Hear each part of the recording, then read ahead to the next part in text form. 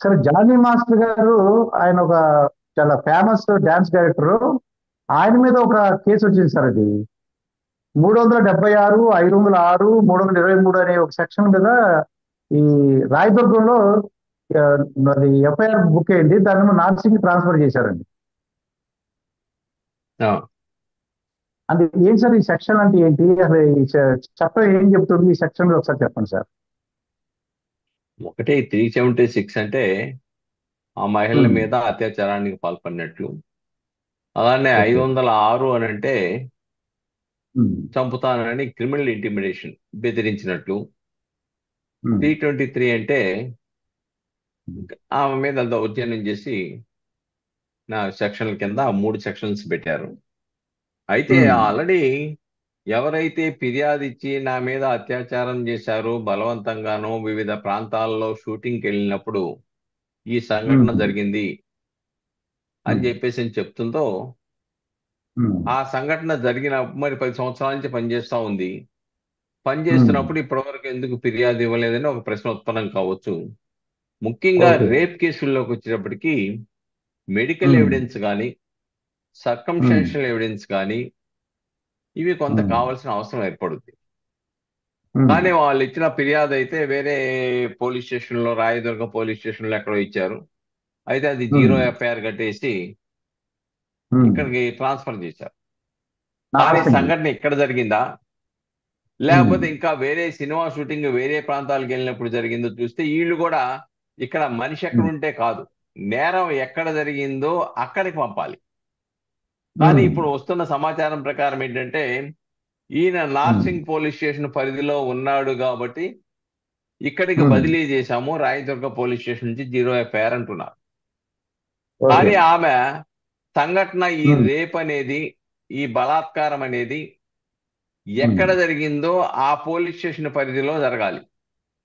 ఉమ్, కానీ ఆమె మరి నార్సింగ్ పోలీస్ స్టేషన్ పరిధిలో రేపు జరిగినట్టుగా చెప్పినట్టుగా ఏమి నాకు వచ్చిన సమాచారం ఉమ్, బట్టి అయితే తెలియట్లా. ఓకే. కాబట్టి ఒకవేళ ఎక్కడ ఏ పోలీస్, ఒకవేళ ఇతర ప్రాంతాలకి, ఇతర రాష్ట్రాలకి వెళ్ళి అక్కడ కనుక ఉమ్, సినిమా షూటింగ్ అప్పుడు అక్కడ అత్యాచారం ఉమ్, చేశారని ఇస్తే డెఫినెట్ గా ఉమ్, ఈ నార్సింగ్ పోలీస్ స్టేషన్ కూడా పరిధి ఉండదు. ఓకే. ఎక్కడైతే నేరం జరిగిందో అక్కడికే బదిలీ చేయాలి జీరో ఎఫ్ఐఆర్. ఉమ్, కాబట్టి బదిలీ అయ్యాము. రెండోది మెడికల్ ఎవిడెన్స్, ఆమెను వైద్య పరీక్షలకు పంపాలి. ఉమ్, వైద్య పరీక్షల్లో ఏమొస్తుందో చూడాలి. ఉమ్, అసలు ఆమె అంగీకరిస్తుందో లేదో తెలియాలి. ఆమెను ఉమ్, పోలీసు వాళ్ళు పిలిచి విచారించాలి. ఉమ్, విచారించి దాంట్లో ఎంత వాస్తవం ఉందో వాళ్ళు ఇన్వెస్టిగేషన్ చేయాలి. ఎందుకంటే కేసు కట్టారు కదా, నేరం అవునండి. చేసినట్టే అని నిర్ధారణకి రావడానికి అయితే లేదు. లేదు. ఎంచేతంటే అవును. సుప్రీంకోర్టు అనేక కేసుల్లో ఇచ్చింది ఏంటంటే ఎనీ కాగ్నిజబుల్ అఫెన్స్ అంటే ఉమ్, తీసుకోదగిన నేరం దేని మీద ఏ ఫిర్యాదు ఇచ్చినా అది ఉమ్, తప్ప ఒప్ప అని నువ్వు నిర్ధారించడానికి లేదు. ఓకే. నువ్వు రిజిస్టర్ చేయాల్సిందే. ఉమ్, రిజిస్ట్రేషన్ చేసిన తర్వాత విచారణలో అది ఫాల్స్ అంటే ఉమ్, ఫాల్స్ కింద రిఫర్ చేయి. లేదు ఉమ్, వాస్తవం అనుకుంటే ఛార్జ్ షీట్ ఉమ్, ఫైల్ చేసి కోర్టులో నెంబర్ ఉమ్, తీసుకో, విచారణ ప్రారంభమవుద్ది. అంతే తప్ప ఉమ్, నువ్వు అసలు ఉమ్, ఫిర్యాదే తీసుకోదగిన నేరానికి సంబంధించిన నేరాలలో ఫిర్యాదు ఇస్తే రిజెక్ట్ ఉమ్, చేయడానికి లేదు. కాబట్టి ఏ కంప్లైంట్ ఉమ్, ఇచ్చినా ఎఫ్ఐఆర్ ఉమ్, కట్టాల్సిందే. FIR okay. కట్టినంత మాత్రాన నేరం ఉమ్, జరిగినట్టు కాదు. ఉమ్, కాబట్టి ఇన్వెస్టిగేషన్లో ఇవన్నీ తేలవలసిన అవసరం ఉంది.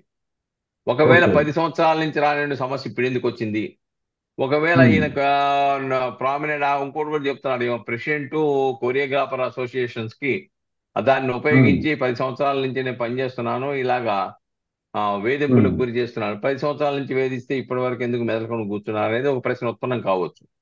దానికి ఆమె ఏం అవునండి. సమాధానం చెప్తుంది? ఒకవేళ భయపెట్టారు కాబట్టి నేను సైలెంట్ గా ఉన్నానా, లేకపోతే ఉమ్, ఎందుకున్నాను ఏంటి, ఆమె చెప్పే సమాధానాలను బట్టి ఇన్వెస్టిగేషన్ ఆఫీసరు విచారణ చేయవలసిన ఓకే. పరిస్థితి ఉత్పన్నం అవుతుంది.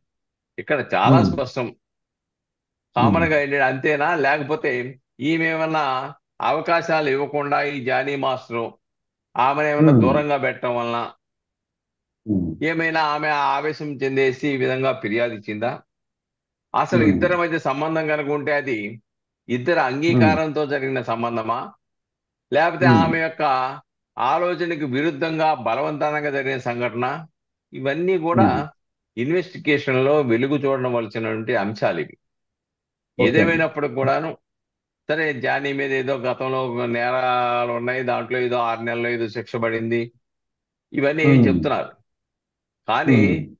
ఈ నేరం ఇంకా నేరాలు ఉన్నాయి కాబట్టి ఈ నేరం చేశాడని నిర్ధారణకి రావడానికి లేదు. అవును. కాబట్టి ఉమ్. ఆ నేరాలు వేరు, ఈ నేరం ఉమ్. వేరు. కాబట్టి ఉమ్. దీంట్లో ఇన్వెస్టిగేషన్ ఆఫీసరు ఇది జరిగిందా ఉమ్. లేదా అని చెప్పేసి అని ఆధారాలు సేకరించిన తర్వాత చేయవలసిన అవసరం ఉంది. కామన్ గా సహజంగా రేప్ కేసుల్లో ఏంటంటే, ఒకవేళ ఉమ్. ఉమ్. రేప్ చేసిన వాడు ఆటోమేటిక్గా ఆ స్పెర్మ్ వితిన్ 24 hours లోనే వైద్య పరీక్షలకు వెళ్తే తెలిసిపోద్ది. లేకుంటే ఉమ్. వితిన్ 24 hours లో వైద్య పరీక్షలు అయితే, ఒకవేళ స్పెర్మ్ లేకపోయినా ఉమ్. స్పెర్మ్ ఉంటుంది, ఆయన ఉమ్. యోనిలో రప్చర్ అవుద్ది ఉమ్. బలవంతంగా చేస్తే. ఉమ్. కాబట్టి ఇవన్నీ కూడా మెడికల్ టెస్ట్ లో మెడికల్ ఎవిడెన్స్ ని కొరాబరేషన్ చేసుకోవాల్సిన అవసరం ఉంది. ఇప్పుడు ఆ సరే, రేప్ మూడు చేసేవాడు వందల ఇరవై కండోమ్. మూడు కొట్టాడు. ఏమండి? ఉమ్. ఏమండి? ఆ కండోమ్. ఈ రేప్ చేసేవాడు కండోమ్ పెట్టుకున్నాడు అనుకోండి, కండోమ్. ఒకటి వాస్తవం. రేప్ ఉమ్. అనేది స్పాంటేనియస్ గా ఉమ్. జరిగేటువంటి సంఘటన అది. దాంట్లో ఉమ్. ప్రిపరేషన్ ఉండదు. ఒకవేళ ఉండదంటారా? కండెంతో పెట్టుకున్నా కానీ మిగతా ఉమ్. అనేక అంశాలు, వెంట్రుకలనో ఉమ్. లేకపోతే ఇంకోటనో డెఫినెట్ గా ఆ టెస్టుల్లో దొరుకుతాయి. కాకపోతే ఇక్కడ ఈమె ఓకే. చెప్పేదాని ప్రకారం చాలా రోజులు అయినట్టుగా కనిపిస్తా ఉంది. ఇప్పుడు 10 జరిగిన years నుంచి సంఘటనలా లేదు, ఉమ్. ఎప్పుడో జరిగినట్టుగా ఉంది. ఎప్పుడో జరిగినప్పుడు ఆటోమేటిక్ గా మెడికల్ ఎవిడెన్స్ అనేది దొరకటం సాధ్యం కాదు. ఉమ్.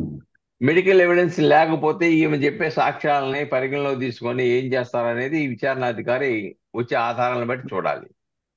Common okay. గా ఏంటంటే, మెడికల్ ఎవిడెన్స్ కొరాబరేషన్ అవ్వకుండా రేపును ఉమ్. ప్రూవ్ చేయటం అనేది కొంత ఉమ్. ఇబ్బందికరమైన చట్టపరంగా ఇబ్బందులు ఉన్నాయి. కానీ ఉమ్. కొట్టారా బెదిరించారా అనే దానికి సరే, ఉమ్. ఈమెకి ఎంతమంది సాక్షులు వస్తారు, ఉమ్. ఈమె ఈమె తరఫున చెప్పడానికి ఎంతమంది వస్తారు అనేది కూడా ఇక్కడ వేచి చూడవలసిన అవసరం ఉంది. ఓకే. ఎవరు రాకుండా ఈ మొక్కమే ఉందనుకోండి, కాకపోతే ఉమ్. ఎవిడెన్స్ ఏం లేదు కాబట్టి పోలీసు వాళ్ళు క్లోజ్ ఉమ్. చేయడానికి అవకాశం ఉంటుంది, ఓకే. ఆధారాలు లేకపోతే. ఆధారాలు ఉంటే ఉమ్. పోలీసు వాళ్ళు ఛార్జ్ షీట్ ఫైల్ చేస్తారు. ఆ యొక్క ఆరోపణలు ఉమ్. ఎదుర్కోవాల్సిన పరిస్థితి జానీ మీద ఉంటుంది. ఉమ్. ఇప్పుడు సార్ ఈ అమ్మాయి కావాలని అంటే ఒక 10 years నుంచి బాగా చూసి ఈ మధ్యన సరిగ్గా చూడలేదు అనుకోండి, అంటే కొత్త వాళ్ళు రావడం వల్ల ఈ సరిగ్గా అవకాశాలు ఇవ్వట్లేదు అనుకోండి, ఆ కోపంతో ఈవిడ పెట్టింది అనుకోండి, అది ఫాల్స్ అని ప్రూవ్ చేయగలుగుతారా? అంటే ఆమె తీసుకొచ్చేవంటి ఆధారాలు, ఆమె ఉమ్. తీసుకొచ్చే కొరియోగ్రాఫర్లు ఉన్నప్పుడు ఫోటోలు పెట్టినంత మాత్రాన అది రేపు జరిగినట్టు కాదు. కొన్ని టీవీల్లో ఓకే. ఫోటోలు కూడా వచ్చినాయి ఆమె ఫేసు బ్లాక్ చేసి. కానీ ఉమ్. ఫోటోలు ఉన్నంత మాత్రం రేపు జరిగినది. ఎందుకంటే సినీ ఫీల్డ్ లో కొరియోగ్రాఫర్లు ఉమ్. ఆటోమేటిక్ గా దగ్గర సంబంధాలు అందుకు. కలిగి ఉంటారు. కాబట్టి అంత ఉమ్. మాత్రం చేత అవును. అది రేపంటే ఆమె ఆలోచనకి విరుద్ధంగా ఉండాలి, ఆమెకి ఇష్టం లేకుండా ఉమ్. ఉండాలి, బలవంతంగా జరిగి ఉండాలి, ఉమ్. బెదిరింపుల ద్వారా జరిగి ఉండాలి, ఉమ్. లేదంటే మీ కుటుంబాన్ని మిమ్మల్ని ఓకే. అంతం చేస్తామని చెప్పేసి అని థ్రెట్ అన్న ఉండాలి. ఇవన్నీ కూడా ఉమ్. అక్కడ సాక్ష్యాలలో చూయించుకోవాలి. చూయించుకుంటే ఉమ్. అప్పుడు పోలీసు ఇన్వెస్టిగేషన్ ఆఫీసర్ ప్రాథమిక సాక్ష్యాధారాలు లభించాయంటే అప్పుడు ఛార్జ్ ఫైల్ చేస్తారు. ఈ లోపుగా ఒకవేళ నిజంగా ఛార్జ్ షీట్ వేసి ఎఫ్ఐఆర్ కట్టినారు కాబట్టి in the um. Meanwhile జానీ ఈ హైకోర్టుకో ఉమ్. జిల్లా కోర్టుకో ముందస్తు బెయిల్ పెట్టుకొని ఇది ఫాల్స్ కేసు ఉమ్. కాబట్టి నాకు ముందస్తు బెయిల్ ఇమ్మని చెప్పేసి అని ఆయన చట్టపరంగా ఉమ్. ఉన్నటువంటి రెమెడీని ఆయన ఉమ్. తీసుకోవడానికి అవకాశాలు కూడా ఉన్నాయి. అవును.